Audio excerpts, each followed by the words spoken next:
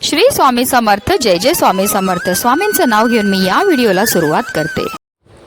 यंदा 23 एप्रिल 2026 म्हणजेच गुरुवारी येत आहे गुरुपुष्यामृत योग.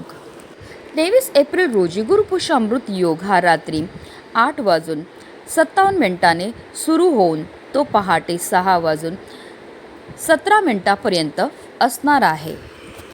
गुरुवारी पुष्य नक्षत्र आलं तर त्या दिवशी गुरुपुष्यामृत योग होतो. हा योग सर्व कार्यासाठी शुभ समजला जातो. या योगावर सोने चांदी खरेदी केले अत्यंत शुभ मानले जाते. त्यात वृद्धी होते. अशुभतेपासून वाचण्यासाठी गुरुपुष्यामृत योग श्रेष्ठ आहे. पुष्य नक्षत्र सर्व प्रकारच्या कार्यासाठी अत्यंत शुभ मानले गेले आहे. पुष्याचा अर्थ आहे पोषण करणारा, शक्ती देणारा, ऊर्जा देणारा.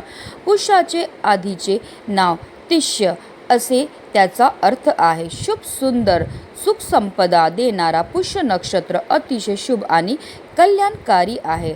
ऋग्वेदात पुष्याला तिष्य म्हणजेच मंगलदायक किंवा मांगलिक तारा असे म्हणण्यात आले आहे. गुरुपुष्यामृत योगामध्ये माता लक्ष्मीच्या पूजनाला विशेष महत्त्व दिलं जातं. तसेच आपल्याला या पूजेसोबतच लक्ष्मी स्तोत्राचं पठण करायचं. असं केल्याने जीवनात सुख समृद्धी येते. लक्ष्मी देवीच्या कृपेने धन प्राप्ती होते. पैशासंबंधित काही समस्या असतील तर गुरुपुष्यामृत योगामध्ये लक्ष्मीची पूजा करावी. गुरुपुष्यामृत योगामध्ये पूजा, मंत्र, तंत्र, संकल्प, साधना, जप करण्यासाठी उत्तम आहे. या दिवशी हाती घेतलेल्या कामामध्ये यश मिळण्यासाठी आपल्याला आपल्या कुलदेवीची मनोभावे पूजाही करायची आहे. अक्षय तृतीयेप्रमाणे हा दिवस शुभ मानला जातो. या योगात तुम्ही जे काही काम करतात ते यशस्वी होते. कुटुंबाची प्रगती होते. पुष्य नक्षत्राला नक्षत्रामध्ये श्रेष्ठ मानले गेले आहे. तर गुरुवार हा बृहस्पती या शुभ ग्रहाचा वार असल्यामुळे ज्ञान, संपत्ती आणि समृद्धीचा कारक मानला जातो. पुष्य नक्षत्राचे स्वामी शनिदेव असून त्यांची देवता बृहस्पती आहे. गुरुवारचा संबंध भगवान विष्णू आणि बृहस्पती या दोघांशी असल्यामुळे या दिवशी केलेले कोणतेही उपाय किंवा सेवा अतिशय प्रभावी मानल्या जातात. शास्त्रानुसार लक्ष्मी देवीचा जन्म याच दिवशी झाला होता. त्यामुळे संपत्ती, सौख्य, समृद्धी आणि यशासाठी हा काळ अत्यंत अनुकूल मानला जातो. आणि म्हणूनच गुरुपुष्यामृत योगामध्ये आपल्याला काही प्रभावी उपाय आणि सेवा देखील आवर्जून करायच्या आहेत.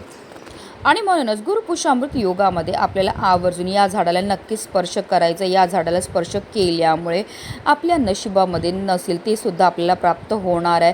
आपलं 7 पिढ्यांचं दारिद्र्य नष्ट होऊन आपली किती कठीणातील कठीण इच्छाही पूर्ण होणार आहे. तर त्या कोणत्या झाडाला स्पर्श करायचा आहे, कोणत्या वेळेत स्पर्श करायचा आहे, त्याबद्दल सविस्तर आणि महत्त्वाची अशी माहिती मी तुम्हाला या व्हिडिओमध्ये देणार आहे. तर व्हिडिओ पूर्ण पहा आणि जर चॅनलवर नवीन असतील तर चॅनलला सबस्क्राईब करा आणि शेजारी बेल आयकॉनसुद्धा प्रेस करा, जेणेकरून तुम्हाला माझ्या नवनवीन व्हिडिओचं नोटिफिकेशन हे मिळत राहील आणि तुम्ही एक पण व्हिडिओ मिस करणार नाही. कमेंटमध्ये ओम नमो भगवते वासुदेवाय नमः लिहायला विसरू नका. गुरुपुष्यामृत योगाच्या दिवशी आपल्याला ब्रह्ममुहूर्तावर उठायचं आणि अंथरुणामध्येच आपल्याला श्रीहरी विष्णू, माता लक्ष्मी, त्याचबरोबर आपल्या कुलदेवीचं, महादेवांचं आणि गणपती बाप्पांचं तसेच देवगुरु बृहस्पतीचं स्मरण करायचं. स्नान करायचे. स्नान करताना आवर्जून आंघोळीच्या पाण्यामध्ये आपल्याला चिमूटभर हळद आणि गंगाजल टाकून स्नान करायचे. असं केल्यामुळे आपल्या तनाबरोबर आपल्या मनाची सुद्धा शुद्धीही होत असते आणि पवित्र तनाने, पवित्र मनाने केलेल्या प्रत्येक कार्यामध्ये आपल्याला 100 पटीने पुण्य प्राप्त होत असतं. त्यानंतर आपल्याला स्वच्छ वस्त्र परिधान करायचे. जर शक्य असेल तर या दिवशी लाल किंवा पिवळ्या रंगाचे वस्त्र परिधान करा. आता सर्वप्रथम आपल्याला देवघरामध्ये दिवा हा प्रज्वलित करून घ्यायचा आहे. कारण कोणतीही सेवा किंवा कोणताही उपाय जर आपण अग्नीच्या साक्षीने केला तर त्यामध्ये आपल्याला निश्चित सफलताही प्राप्त होत असते.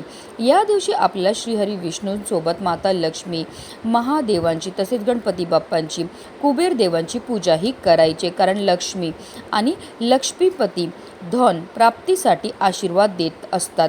तर महादेव हे संकटनाशक आहेत. तर गणपती बाप्पा हे बुद्धिमत्ताचे देवता आहेत. आणि लक्ष्मी प्राप्ती झाल्यावर तिची आपल्याला योग्य प्रकारे उपयोग झाला पाहिजे, तिचं संरक्षण झालं पाहिजे. यामुळे या सर्व देवी देवतांची पूजा करण्याला महत्त्व आहे. तसेच श्री सुक्तम आणि पुरुष सुक्तमचं पठण करायचं आहे. पंचोपचार आपल्याला पूजा करायचे. कळश स्थापना केल्यास घरात धन, धान्य, वृद्धी व लक्ष्मी प्राप्ती होते. देव पूजा करून झाल्यानंतर आपण लगेच हा उपाय जो आहे तो करू शकता। हा उपाय करण्याकरता आपल्याला कळशामध्ये शुद्ध पिण्याचं पाणी हे भरून घ्यायचं। त्या पाण्यामध्ये आपल्याला चिमूटभर साखरही टाकायची। आता त्याचबरोबर आपल्याला चिमूटभर हळदही टाकायची। हळदीला गुरुपुष्यामृत योगाच्या दिवशी अनन्यसाधारण असं महत्त्व असतं।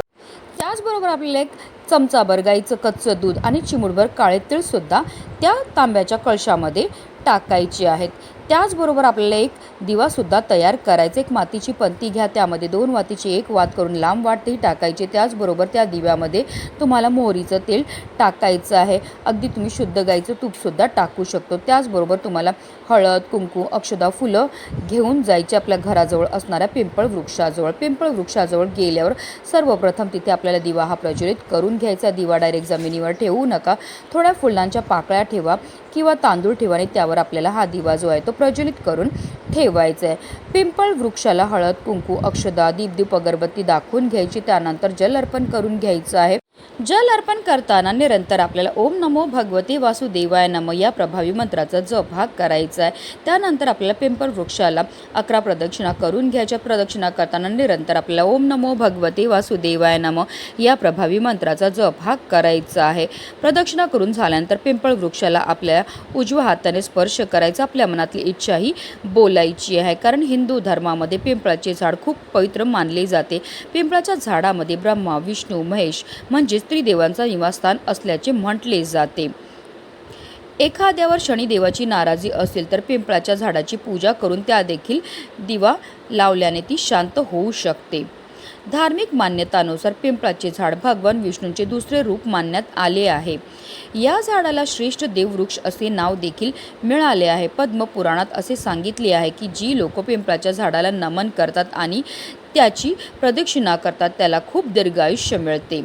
तसेच पिंपळाच्या झाडाला पाणी अर्पण केल्याने या जगात केलेले सर्व पापे नष्ट होतात आणि मृत्यू पश्चात स्वर्गाची प्राप्ती होते।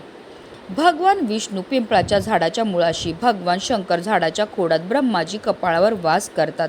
अशा स्थितीत जी लोक पिंपळ झाडाला लावतात आणि त्याचे रक्षण करतात, यासोबतच श्रद्धेने आणि शुद्ध हृदयाने पिंपळाच्या झाडाला स्पर्श करून त्याची पूजा करतात, त्या भक्तांना धन, स्वर्ग, मोक्ष प्राप्त होते। तसेच त्याच्या सर्व इच्छा मनोकामना सुद्धा पूर्ण होतात आणि म्हणूनच गुरुपुष्यामृत योगामध्ये पिंपळाच्या झाडाच्या पूजनाला विशेष महत्त्व हे दिलं जातं। पिंपळाच्या झाडाची पूजा करून झाल्यानंतर आवर्जून आपल्याला श्रीहरी विष्णू, माता लक्ष्मी तसेच पूर्वजांचं आणि शनिदेवाचं स्मरण करून आपल्या मनातली इच्छा पिंपळ वृक्षाला उजव्या हाताने स्पर्श करून बोलायची। तुमची जी पण इच्छा असेल घराबद्दल, मुलांबद्दल, धन प्राप्ती, नोकरी किंवा इतरही जी इच्छा असेल जी काही केल्याने पूर्ण होत नसेल ती आपल्याला मनोभावे बोलायचे। गुरुपुष्यामृत योगाच्या दिवशी हा उपाय करण्याला विशेष महत्त्व हे दिलं जातं। हा उपाय केल्यामुळे आपलं एक रात्रीतून आयुष्याचं सोनं होणारच आहे, पण आपलं 7 पिढ्यांचं दारिद्र्य नष्ट होऊन आपली किती कठीणातील कठीण इच्छाही पूर्ण